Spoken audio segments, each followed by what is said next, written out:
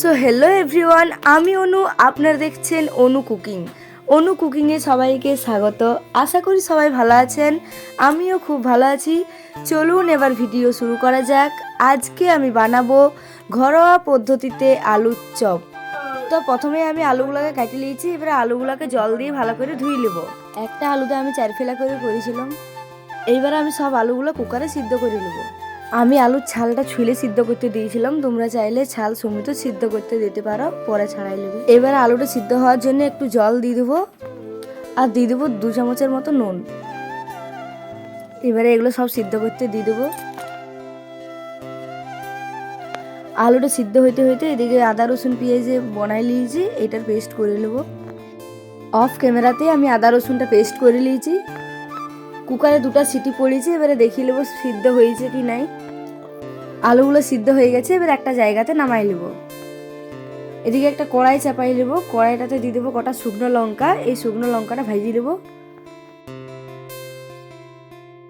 শুকনো লঙ্কাটা লাল লাল করে ভাজিয়ে নিয়েছি, এবারে নামাই নেব।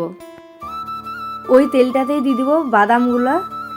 গ্যাসটা একদম লো টু মিডিয়ামে রেখে বাদামগুলো ভাজিয়ে নেব। শুকনো লঙ্কা আর বাদামগুলো ভাজা হয়ে গেছে, এবারে একটু নুন দিয়ে আর শুকনো লঙ্কাটাকে মেশ করে নেব।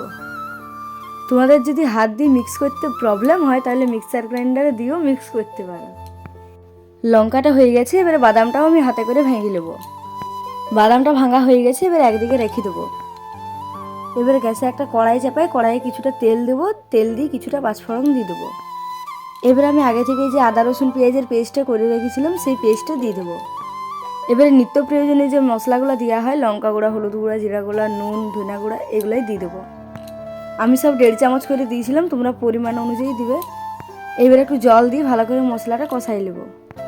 মশলা থেকে তেল ছেড়ে এলেই বুঝে যাবে মশলাটা আমাদের রেডি, তখনই সিদ্ধ করা আলুগুলো দিয়ে দিতে হবে। আলুগুলো আমি আগে থেকেই সিদ্ধ করে রেখেছিলাম, দেখলে ওই আলুগুলো দিয়ে দেবো। এবারে আলুটা ভালো করে মশলাটা মিক্স করে নেব।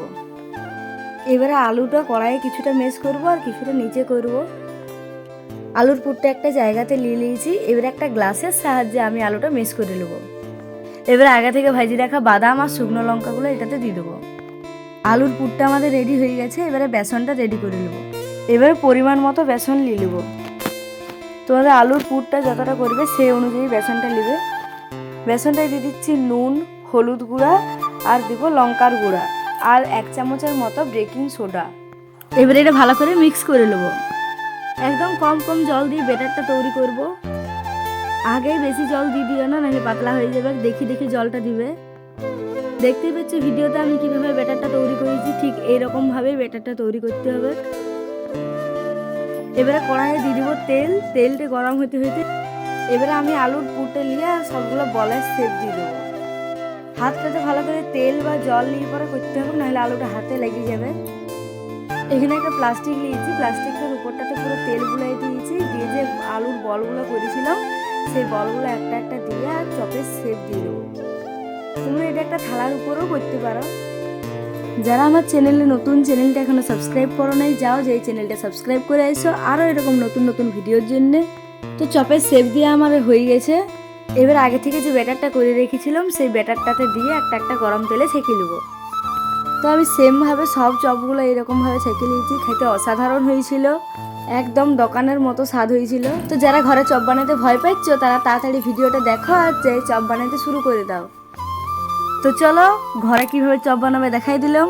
ভিডিও যদি ভালো লাগে, ভিডিও দেখে যদি একটু উপকৃত হও, তো জানো কি করতে হয়, লাইক, কমেন্ট, শেয়ার আর সাবস্ক্রাইব। তো চলো দেখা হচ্ছে কাল। তো তখন সবাই ভালো থাকো, সুস্থ থাকো, হেলদি খাবার খাও। Thanks for watching.